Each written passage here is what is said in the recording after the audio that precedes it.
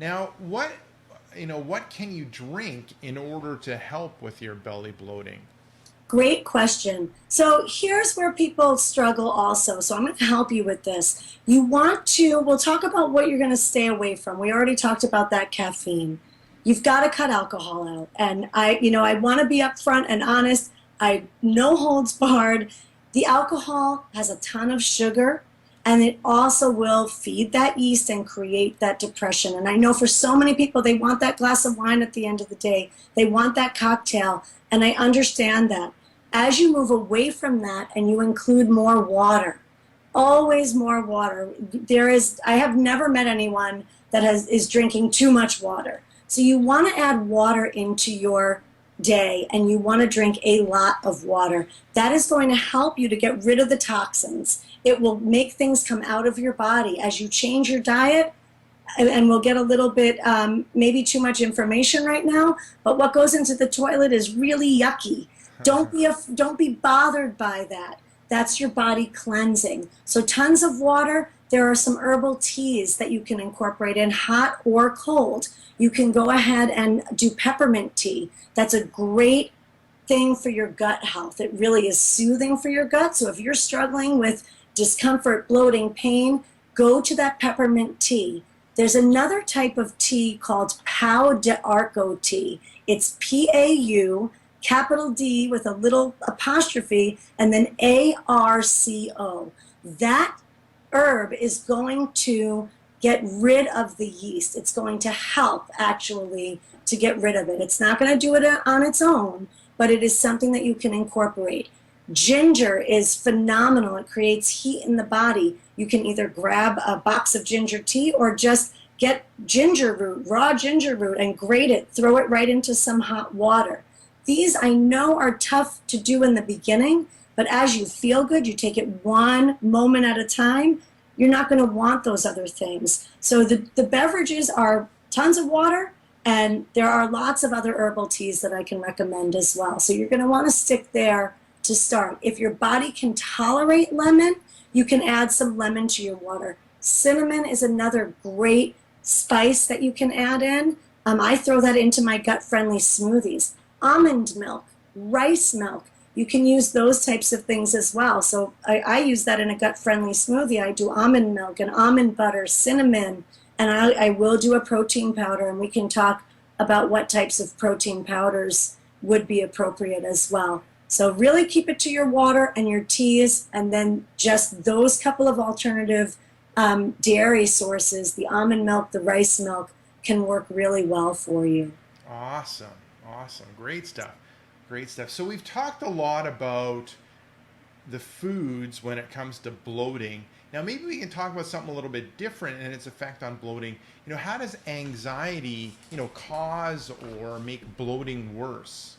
That's a great question. And again, we've got this rush, rush, rush world today. We don't take time for ourselves. So when you don't take time for yourself, those cortisol levels go high. And what ends up happening? You crave carbohydrates and sugars. Cortisol is a stress hormone. And in cave times, it was really, really helpful because if we were being chased by something that wanted to eat us for dinner, we needed to flee. We needed to fight or flight, right? So now in our world, we don't have to flee, but those same signals happen. So when you are scheduled to the hilt and you're driving your kids here, there, and everywhere, and you're never taking a moment to breathe or take care of yourself, your stress levels, your anxiety levels are super high. Those stress hormones are high. Your cravings are high. And at that point, most people, it does come back to the food, are grabbing and going. They're not thinking. We don't have the time to plan our meals, or so we tell ourselves. So we're going to Dunkin' Donuts, getting that coffee, or Starbucks, or whatever you have near you, and you're grabbing that egg sandwich. What's on that? Carbs and dairy. So you want to move away from those things. And there are lots of things you can do to help with the anxiety as well. There are other exercises, breath work, some very simple movement exercises that you can incorporate in 1 to 3 minutes throughout your day to bring the anxiety levels down, lower your hormonal levels, your stress hormones, so that you can make better choices. Awesome. And you kind of touched on it at the start, or maybe it's a comment that some people make, but is bloating a normal part of the aging process? So I'll say yes and no.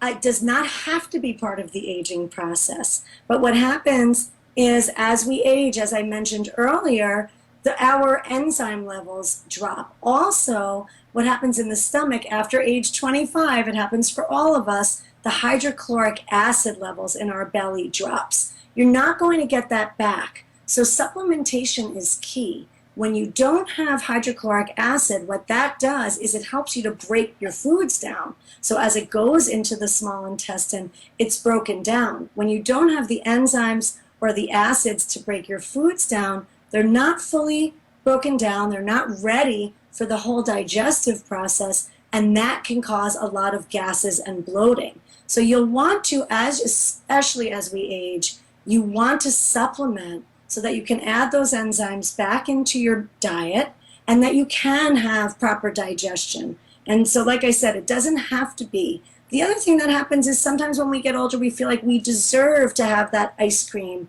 or that cake because, hey, I'm this old and I've worked this hard and whatever, I'm going to eat what I want.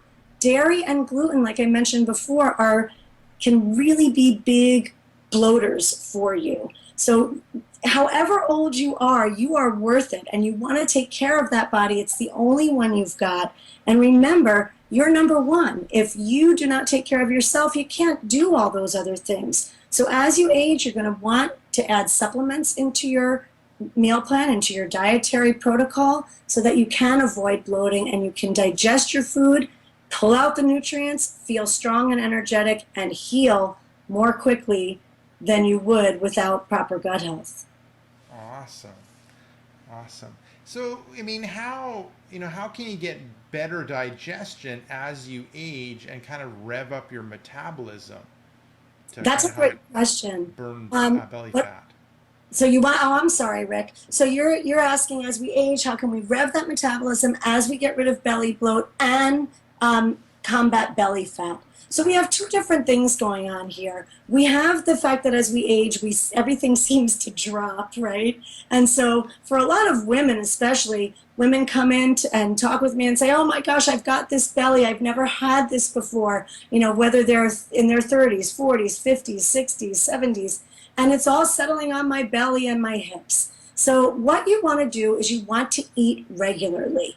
So you really, same ideas as when you're going into a weight loss program, you want to eat every 2 to 4 hours. So whether you're looking to lose weight or not, in order to keep that metabolism revved, you've got to fuel it. You got to keep the fires burning, and you keep the fires burning by eating. So as you're eating gut-friendly foods, and I've got a ton of recipes, I promise they're not all on the grill. There's lots of comfort foods, even desserts, beverages, things that you can really enjoy with you and your family.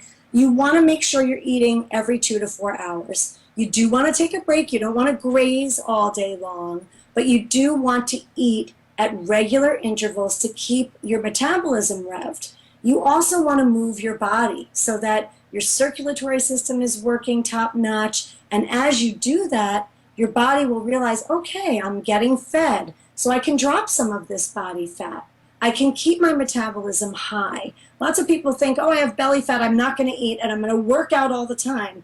And that just makes you hold fat on your body. Where you hold it, that part ends up being genetic. I'm not saying it's a done deal. It's just some people will hold in their belly. Lots of men hold in their belly. Lots of women hold in their belly and their hips. So it will come off as long as you eat regularly and get moving. That'll help you to feel less anxious as well.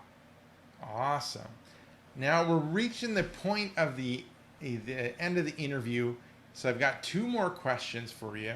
So the first one ends up, so what would be your best tip to give people in order to deflate a bloated belly or tummy?